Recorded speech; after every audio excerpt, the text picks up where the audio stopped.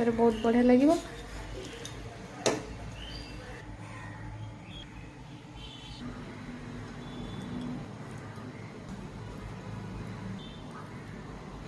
देखिपे मैं रेडी दम आलू।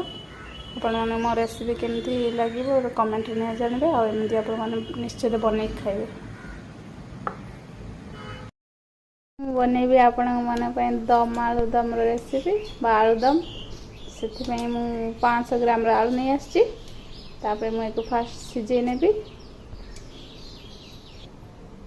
मुझे भलसे पूरा धोई नहीं आलू गुड़ाक छोट छोट एमती आलू ने खाइबा को भल लगे धोई नहीं मुझे सीझे ने देखते प्रेसर कुकर में मुझे पानी और लुण हल्दी पकईने गरम हो सारा मुझे आलू गुड़ाक सब देदेवी सीझापी गोटे रु 2टा सीटी भितर को बंद करदे ना बेसी सीझीगले आलूदमटा भल लगे आलू गुड़ाक सब भांगी चलते गोटे रु 2टा सीटी पर्यटन आम सीझे ना आलू आलू सीझा भितर मुझे किसी मसला पकईने से 3टा मीडियम साइज पियाज आनी अल्प अदा आ रसुण 10 ରୁ 15 पापड़ा तो देखो फास्ट मु चोपा छड़े ने देखते मुझे सब चोपा छड़े नहीं मसला तापर मोर आलू भी ये सीझी जाए मैं चोपा छड़े नहीं सब कंचा लंका काटने धनिया पत्र काटने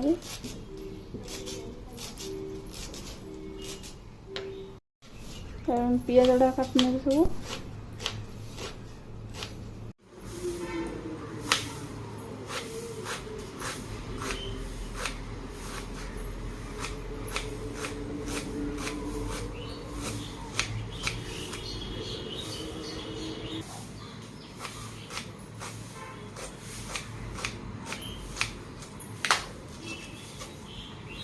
एमती छोट छोट पियाज मुझे काटी नहीं सब आलू भी मोर ये सीझी जाए चोपा छड़े नहीं एमती दर सीझा आलू करेंगे ना बेसी सीझे आलू गुड़ा खोलीज भल भी लगे आलूदम चलते भी आलू बन ना देखिए कड़का मोर ए गरम हो सारी मुझे गोटे बड़ चामच तेल देदेवी तेल मोर गरम हो सारी मुझे अधा चामच फुटण पकईने अल्प जीरा फुटण आम फुटी सारी कंचा लंका जो काटी पकईदेवी मुझे पियाज पकईने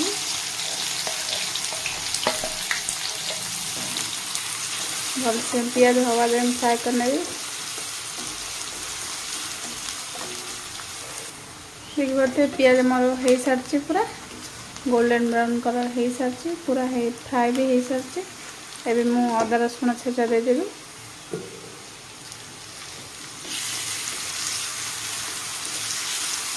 टे फ्राए करना भलसे देखिए पियाज और अदा रसुण आम मसला हो सारी मुझे यहाँ पर गोटे चामच लंका गुंड पकईने आ किसी धनिया पत्र पकईने अधा चामच रु कम चिकेन मसला तापर मुझे सीझे रखी आलू पकईने भलसे मसला और आलू को मिक्स करने तापर अल्प लुण पकईने सीझेला बेले तो मुझे लुण पकई आउ अल्प पकईदेवी आउ अधा चामच हल्दी भलसे मिक्स करने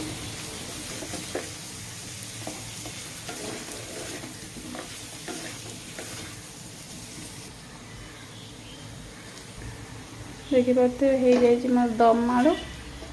या पे मो कटा धनिया पत्र पकईने आधा चामच गरम मसला भलसे मिक्स करने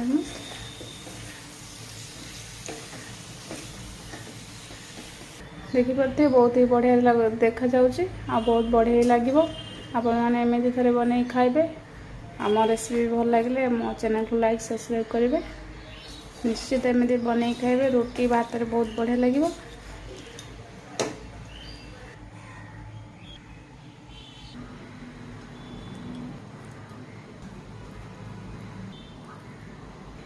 देखिपे मैं रेडी दम आलू